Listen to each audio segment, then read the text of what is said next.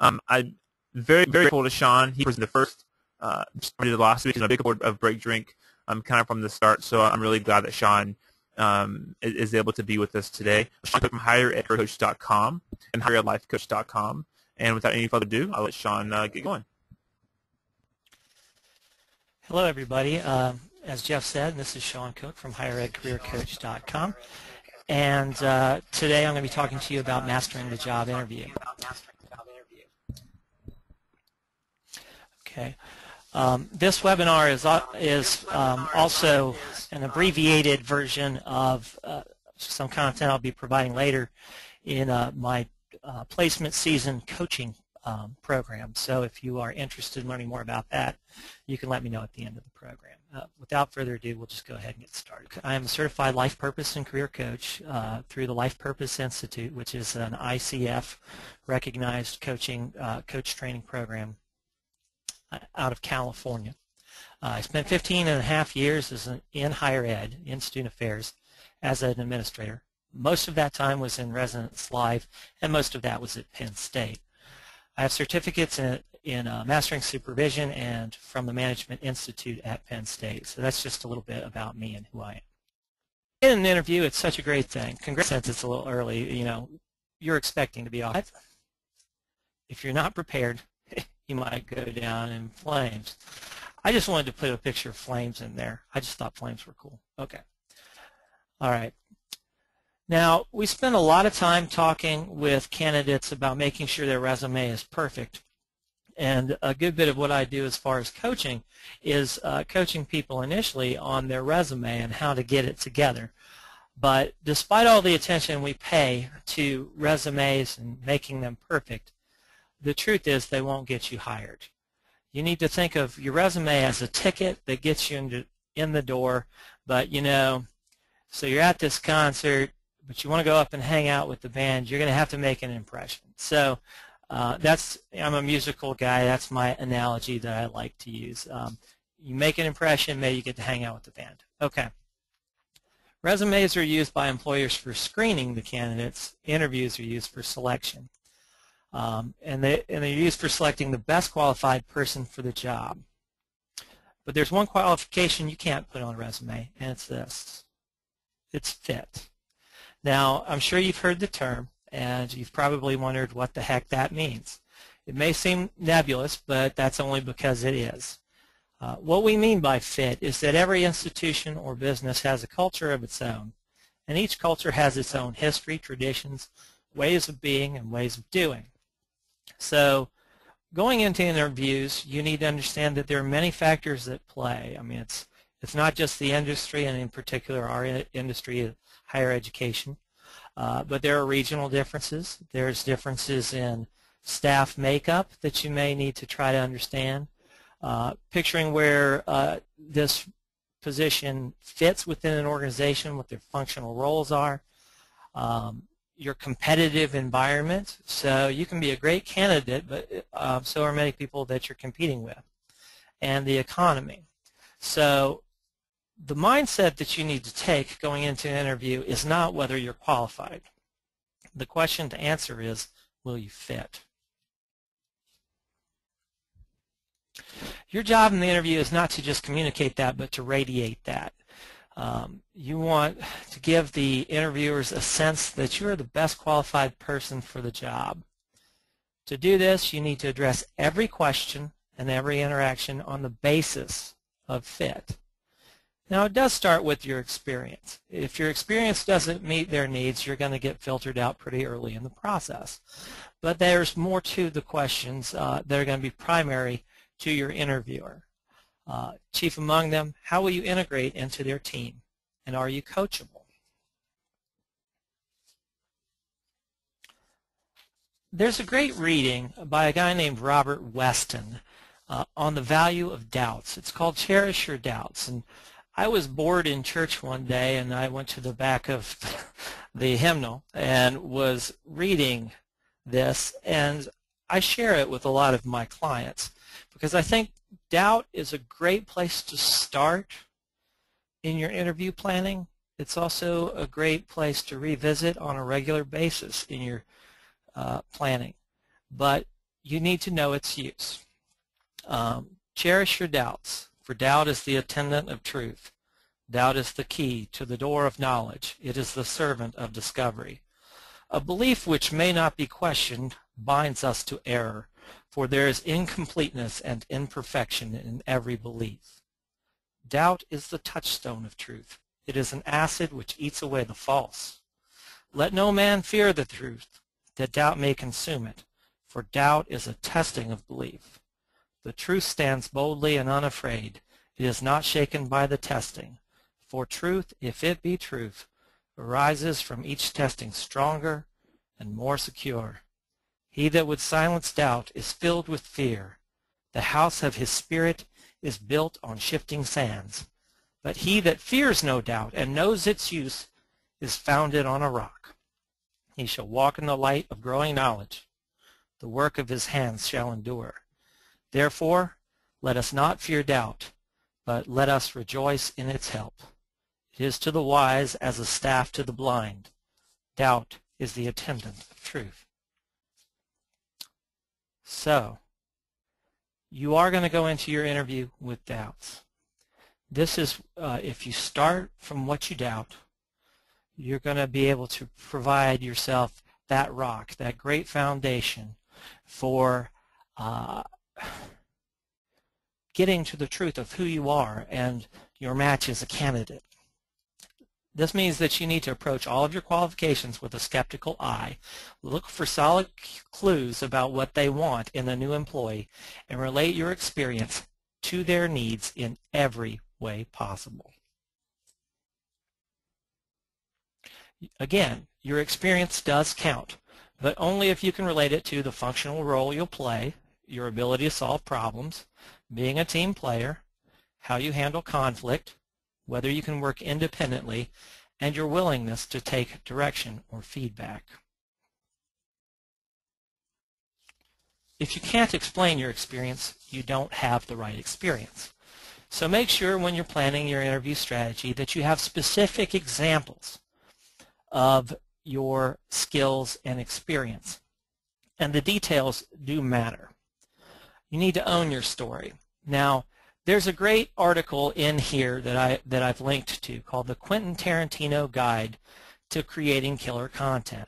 It's by a guy named Sean Platt, and it appears on the Copyblogger website, which is really a website for bloggers. Now, some of you may be familiar with the movie Reservoir Dogs, and some may not. It's one of my favorite movies.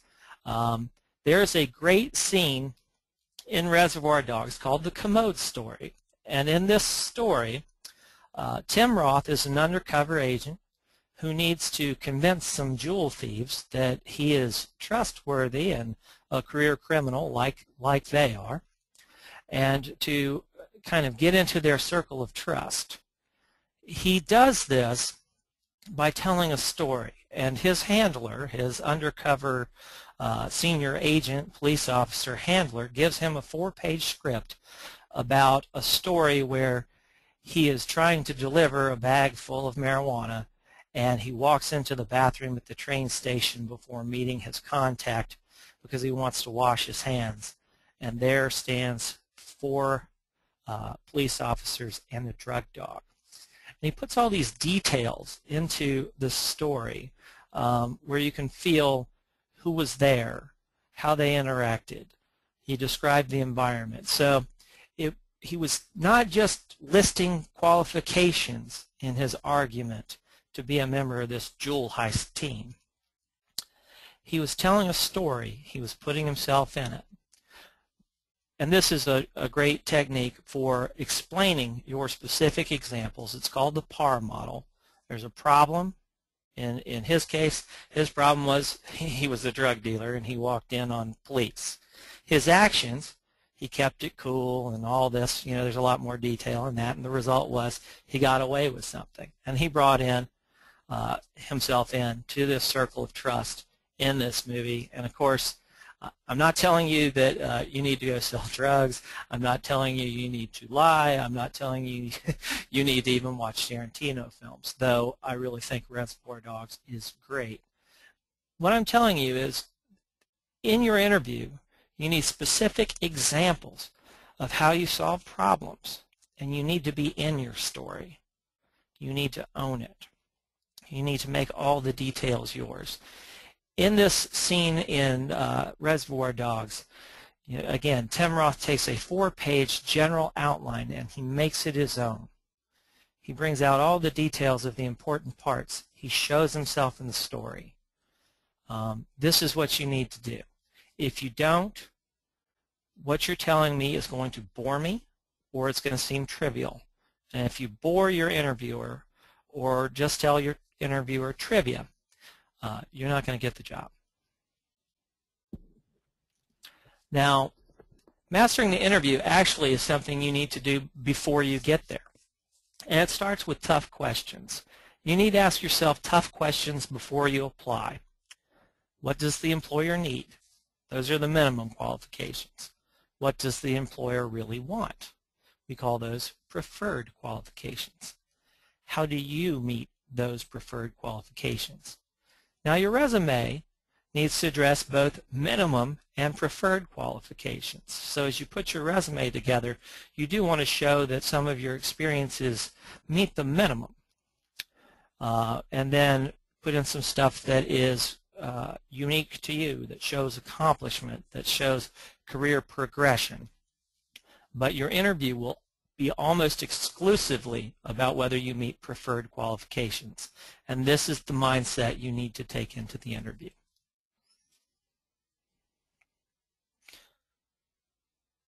So, how do you know what an employer needs?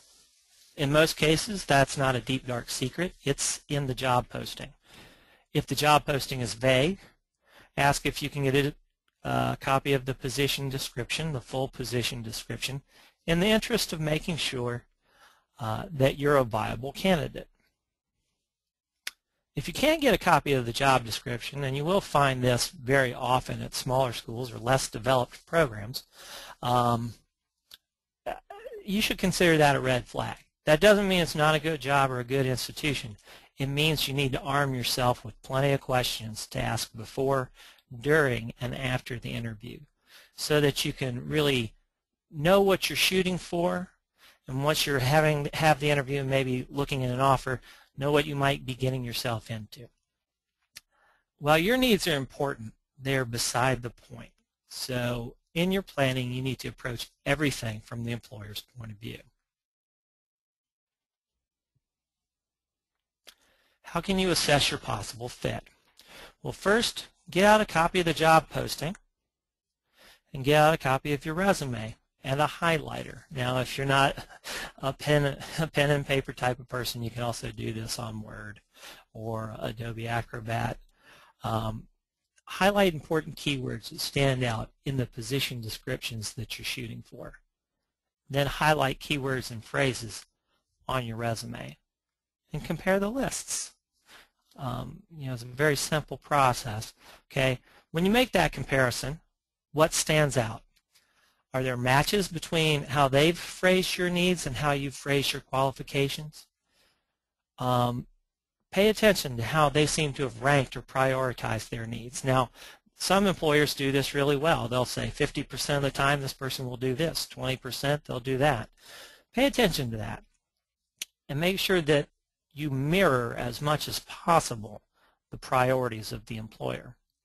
Now, if you've not phrased your needs in the same way that they've phrased, if you've not phrased your qualifications in the same way they've phrased their needs, the question you need to answer then is, can you honestly rephrase your descriptions to match? If it's just a difference in describing the skill or experience, a choice of words, if you can honestly rephrase your descriptions to match theirs, do so, because that's what they're looking for. The other thing to take in as far as setting the mindset for an interview is to mind the gap. Now, if you've been to London and seen these signs in movies about London, at the subway they have these signs that say "Mind the gap." It just means watch where the edge of the platform is so that you don't get hit by a train. Okay. But in planning for the interview, you need to be able to address the gap. You need to keep this in mind. There are no perfect candidates, not even you, okay? Not the person in front of you that has new shoes and a new suit, not the person behind you that's got a long list of references and went to a top school. No one's perfect. The perfect candidate is an ideal. This person does not exist. Your job in the interview is to be the candidate that emerges as the best among available options.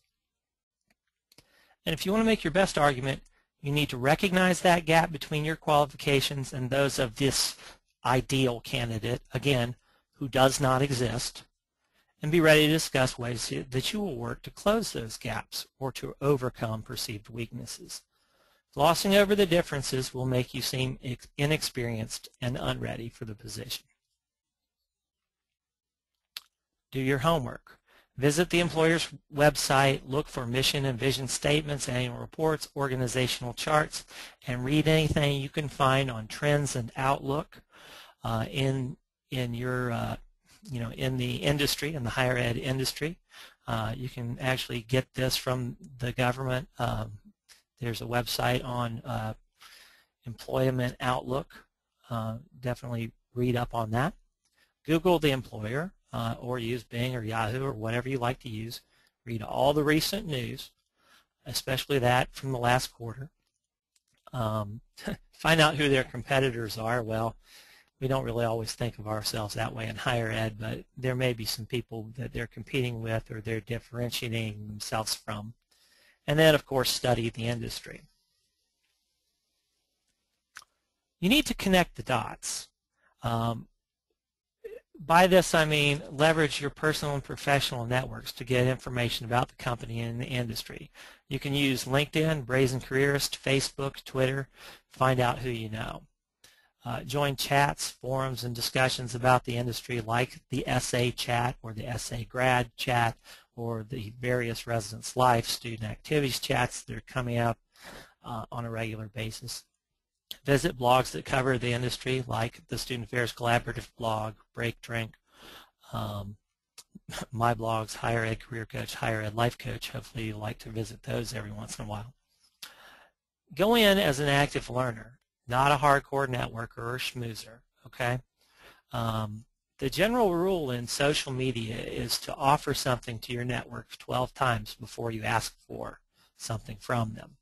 Now, that's not something that's really easy to do, but if you give, you'll get.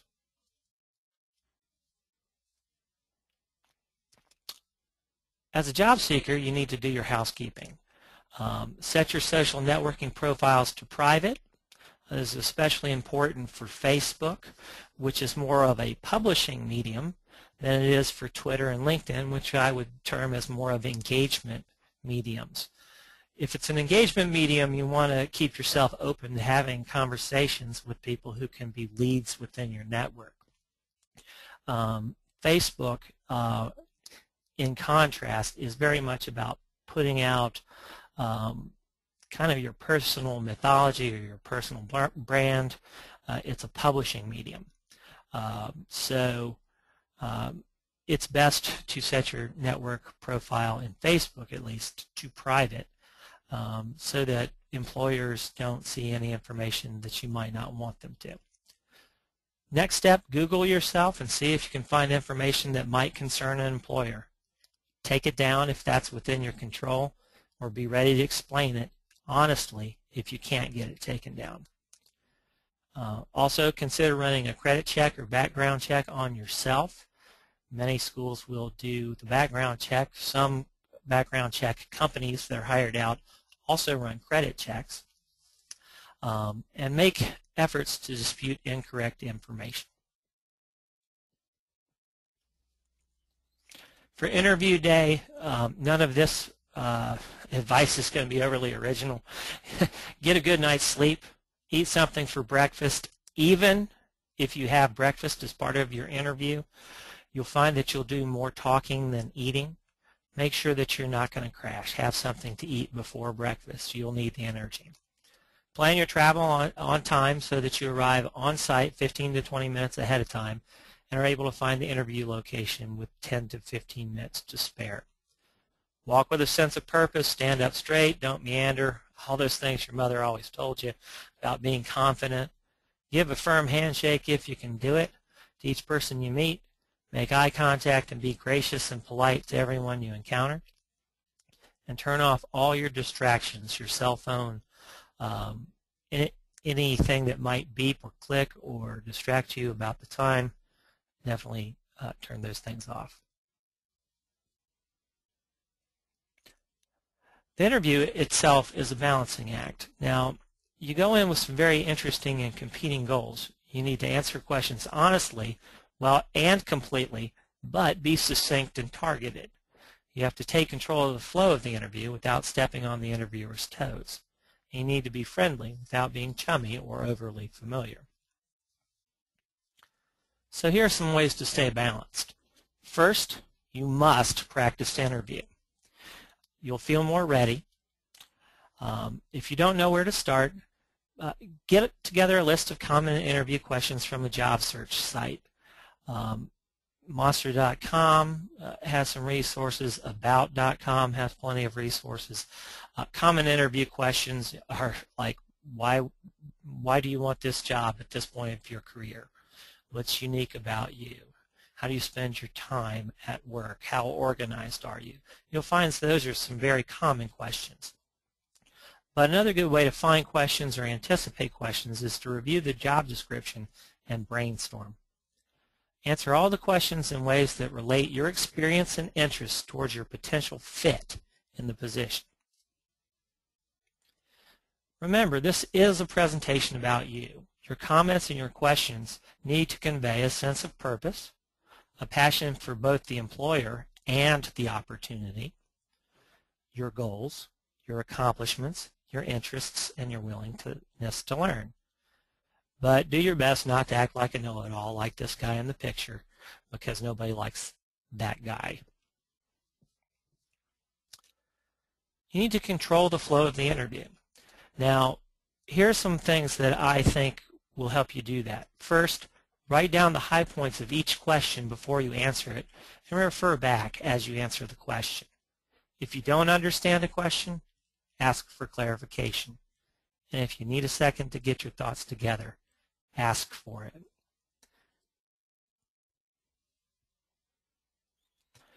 Make sure you cover your most important talking points. Okay, go in, memorize some points, but keep them as points. Use models like PAR, problem, action, result, to answer questions about your education experience and explain how you took action. But you need to rein in your storyteller instincts as much as possible so that you don't miss covering points. Answer the question being asked and then stop talking so the interviewer can follow up and ask the next questions. As an interviewer, one of my most common complaints about candidates who were otherwise likable and well qualified was that I didn't get to ask them all the questions I would have liked to ask them. So be sure that you stop talking and allow follow-ups. Your interviewer likely will have some. Refer to your resume only when necessary. If the interviewers want more detail, they should ask. Again, they should have seen it before the interviewer. They'll have time to review it after the interview. Okay? Ask the interviewer if you answered his or her question in enough detail. And if you get stuck, ask if you can come back to the question later in the interest of moving on and covering as much important ground as possible. Mind your manners. There's little point in attending an interview if you're going to be rude. So here's some basic interview etiquette. Come prepared. Always have a pen or pencil or a few on hand as well as a notebook. Take a few notes, but only to keep track of the flow of the interview or to allow you to refer back to something later. Bring extra copies of your resume, offer them to each person on the other team. If it's clear that they all have them, that's fine, but you never know. Ask if anyone needs one. If they do, don't call them out because, of course, you never know how their day went or why they lost your resume. just gladly hand one over, say, I'm glad I brought extras, here you go. Having a sense of humor is really important, and I know in student affairs especially, it's a critical skill. You have to have a sense of humor to make it in student affairs. But rein in your tendency to tell jokes if you're a joke teller. Some people might not get them or may not appreciate them, so telling jokes is a risky gamble. It's okay to be lighthearted in your back and forth, but don't come in with practice jokes. They're more likely to backfire than help. This should go without saying, but obviously some people have done it, and it's a mistake. Try not to fidget, flirt, fuss with your hair or nails. Don't answer your cell phone. Don't look at your clock. Also, in your answers, don't badmouth your current boss, your company, your competition, or really anyone else.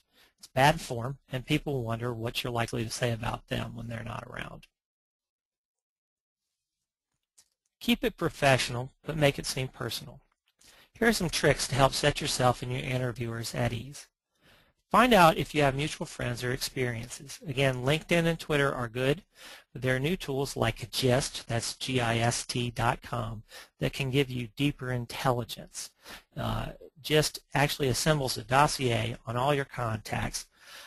It's a program that I've started to use for customer relationship management, and I'll be doing a webinar later through my site on social intelligence for job seekers, on how to use tools like GIST to prepare for your interviews and to know who your interviewers are.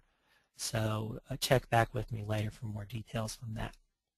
If you're given a schedule with names of interviewers on your interview team, make a quick note or two about each person after you meet. And when you get there, note where they're sitting.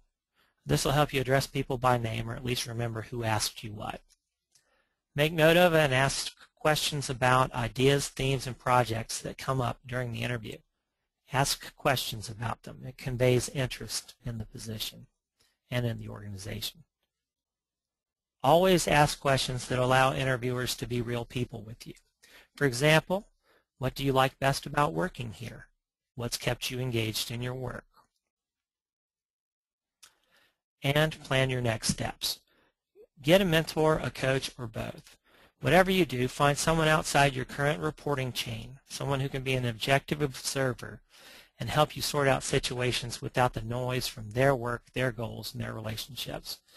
I offer all my potential clients a free initial consultation, and you can find more information on my website about that. And feel free to attend more professional development events like this conference and like the webinars, chats, and live events that I do through my websites.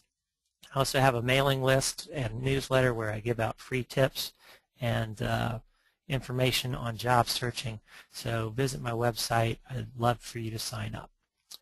And with that, there's how to schedule a meeting with me, again, by email. I also have a Tungle calendar. Initial consultations are free, usually last 45 minutes. And that's that. I guess that's that. All right. Are you guys still with me? We're here, and we already got some great questions that have come in. And Sean, you're also active on Twitter. What's your Twitter handle? It's HIED Career Coach. That's HIED Career Coach, all one word. And again, you can find that all out by visiting higheredcareercoach.com as well. Great. So we have some great questions we're going to try to go through here really quickly. The first question: what are your thoughts on organizing your Facebook as a professional online profile of yourself? I think it's a great idea. Now, when I first got into Facebook, I used it purely for social, but as I've gotten into having a business, especially a career-related business, I've had to change my approach. I think it's a great idea, but I also think you'll find better use of ideas like that on LinkedIn or Brazen Careerist. LinkedIn is just a great way to set up a more professional profile, because the difference is, Facebook will always have the social noise from friends and, banter back and forth between friends as well as professional. There are some people that are, many students especially, who set up two different profiles, one for their friends and one for their mom and dad and or their interviewers. But new tools like GIST, which I call social intelligence tools, basically can confound that. They have algorithms that relate things, and they give you suggestions. They'll say, like, I have new leads for Jeff Jackson, and you can look and you can just click the link and see if that's the same Jeff Jackson. So having dual profiles is not a good idea anymore. Yeah. Things are getting very complicated and very, the network's about to become self-aware, and Arnold Schwarzenegger's bound to come out of the time stream to save us any day now. And if you join us late to ask questions, there's a question box in the upper right-hand corner. If you click that little red arrow, that should open up some menu options for you, and you can just type your questions there. And if you're on Twitter, you can type in your question with the hashtag #BreakDrink and put your question that way too. Sean, do you believe in the statement, it's not what you know, it's who you know, in regards to networking? Yes and no. I will say that networking is definitely an asset to you. It can certainly help you find leads, but in many places, especially places that rely on bureaucratic rules and screening in their screening processes, like many larger universities especially, you may not find it to be as effective. So it's good. It can help you develop leads, but I think it's harder to network your way into a job in higher education in general than it is in corporate America. I think part of that is our addiction to bureaucratic rules, and often having a human resource department separate from the hiring department that's screening things and making sure that all the rules are being followed, where corporate culture in different companies dictates how that works. I do think it's possible to get a job strictly on your qualifications. I say that because I didn't know anybody at Penn State when I went there to interview. In fact, I've only ever networked my way into one job in my entire life. So I do believe that it's possible to get jobs based on how well you explain your qualifications. Yeah. And as I ask this other question, Sean, can you go ahead and put the slide on with your contact information so people can see that again? And as I ask this question, the question is, higher ed is endemic for having to post positions regionally and nationally, but many times end up hiring someone in-house. Yeah. Any suggestions for tactfully finding out internal candidates to save time and heartache? Well, no, and I'll tell you why not.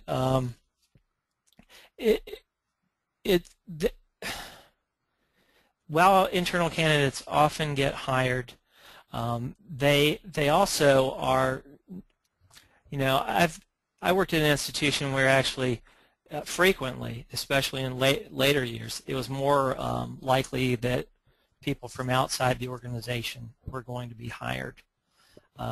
And this is why it's important to put your hat in the ring for any job you're interested in and make the argument for yourself. Because as a candidate, they're going to take you through the screening, and they're going to listen to what you have to say, and you should give them the benefit of the doubt that they're going to hire the most qualified person that fits their needs. As an outside interviewee, you need to make it through a series of screenings that's a lot more time limited than those internal candidates. And I will tell you that in certain organizations, being an internal candidate is not an asset, depending on where you're placed, because they know your entire history, good, bad, and ugly, with the organization. They know what some of your evaluations are going to be, good and bad. So I don't really see the point. I encourage people going into processes with the mindset that they are going to make the best argument about how they approach that ideal. Again, addressing the gaps, that is fine. You'll find that some people internally are overqualified. Some people are not politically connected. And the risk in doing too much intelligence is, well, if the screening committee finds out and it rubs them the wrong way, you're going to get cut. Is it inappropriate to ask the hiring manager if there are internal candidates?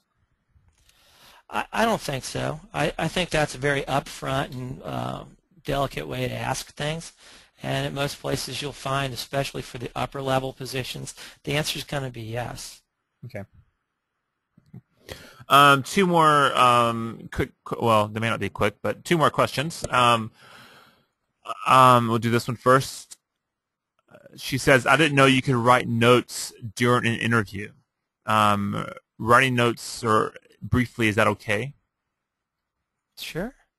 Yeah. Anything that helps you keep track of what's going on. I mean, like, again, it conveys to me, now every interviewer is going to be different, but to me, taking notes, again, to keep track of the flow of the interview, or to make sure that you cover the high points of the question, or that you put down points to get back to later, that is just good organization and thought process, and it shows, you know, it shows a level of interest and a level of organization, which I think is good. Mm-hmm. Taking notes on every single word is not something to do, because you'll be looking down the entire time. Now, some people find themselves very distracted and cannot function well with their resume out in front of them and a portfolio open with a pen to take notes. But have them with you. At least have it occur to the interviewer that it's crossed your mind that there might be things worth writing down. Yeah. Because if you don't, it doesn't convey. To me, it always rubs me the wrong way when I see someone come in the room and sit down, and maybe worst case scenario, if your body language is too lax and you're kind of leaning forward with your hands crossed, or even worse, you know, other hand gestures or other things can make you seem either too nervous or too overconfident. And either way, coming in to look prepared and to take a note or two, most people will not have any problem with taking quick notes to help you keep track and to help you answer the questions better. No one should hold that against you. And the last question, which proves this webinar to be very timely, I have a phone interview tomorrow morning. Any tips for phone interviewing versus on-site? Talk slower. You know, the hard part about phone interviews, it just depends. If it's a speakerphone interview where you've got more than one person sitting around a speakerphone, there's going to be that interesting click and delay. So, you know, the pacing is often very odd, and so you need to make sure that your pacing is as even as possible. One way I do this is whenever I have a phone interview, I stand up the entire time, and I talk, you know, and walk and keep myself active. But I also try to pay attention to the pace of things. If I'm feeling jittery, I'm probably talking too fast. And if I'm, you know, sluggish, I'm maybe talking too slow. So that's one tip that I usually share. Don't relax too much, and pace yourself. I would add, be okay with silence. And you're not going to get any of the affirmation head nods.